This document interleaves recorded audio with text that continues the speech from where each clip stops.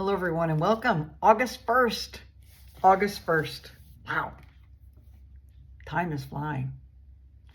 All right. Today's gospel comes from Matthew, once again, chapter 13, verses 47 to 63 or 53. And I have to tell you, Jesus is really talking lately about the kingdom of God.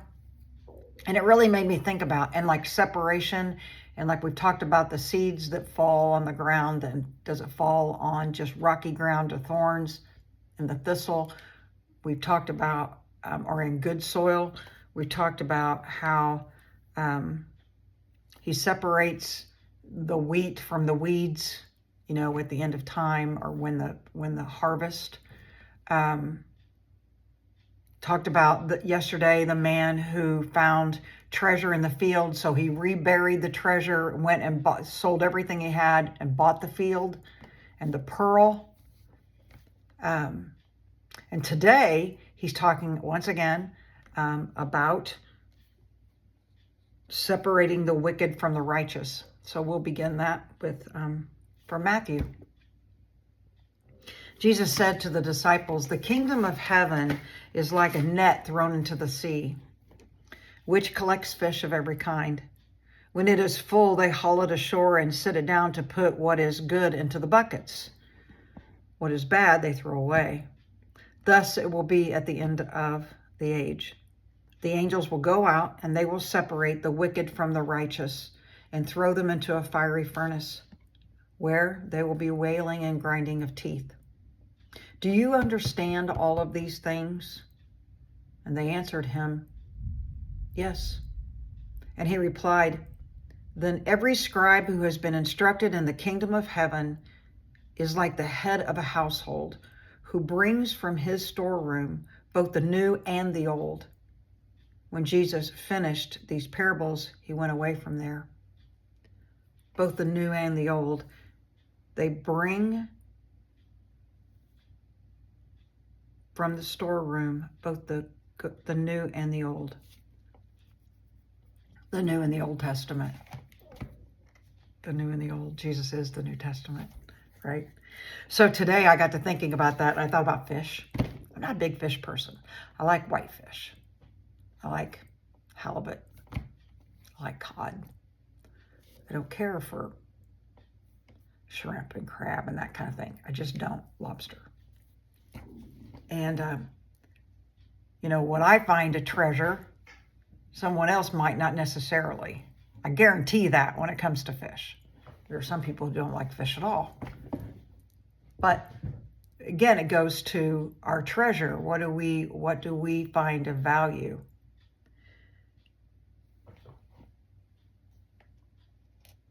And I got to thinking about that, and a lot of times it has to do with perspective and has to do with what you see. And so I was looking up in the catechism today. I was like, the kingdom of heaven. And I want to flip back to, first of all, we know that like Jesus gave us the Beatitudes, told us how we're supposed to live our lives. In Catechism 28:26, it says, by prayer, we can discern what is the will of God and obtain the endurance to do it. Jesus teaches us that one enters the kingdom of God by not speaking words, but by doing the will of the Father in heaven. What is the will of the Father in heaven? Baptism. We know that being baptized. We know that living the Beatitudes, living the Ten Commandments. Then in 25:56, the Catechism says detachment from riches is necessary for entering the kingdom of God. Blessed are the poor in spirit. Detachment from riches. Again, yesterday they said he sold everything that he had, that he was attached to, everything, and just bought that field that had the treasure in it. The gentleman with the pearl, they sold everything so he could buy that pearl. Detachment from things.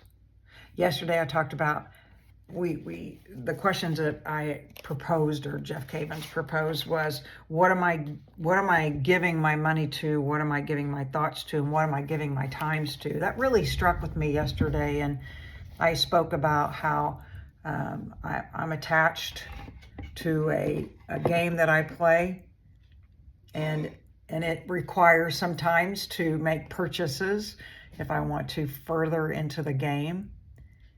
And I have an issue with that. I'll be the first person to say that. And yesterday, I deleted it. I deleted the app. I've been playing this game for a long time. And I'm like, you know what? Nope. So I deleted it. Last night I went home, and what I would have normally done was sit down, and I would have done everything that I normally do and then break out my game and play for a while. It takes up a lot of time. But instead I read, and I did things around the house that needed to be done that I've neglected. And it felt good at the end of the day. It was almost a freeing, you know? The kingdom belongs to the poor and lowly, which means those who have accepted it with humble hearts.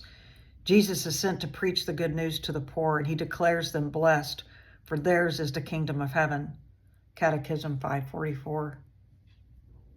To them, the little ones, the Father is pleased to reveal what remains hidden from the wise and the learned.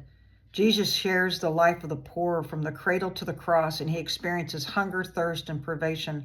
Jesus identifies himself with the poor of every kind and makes active love toward them the condition for entering his kingdom.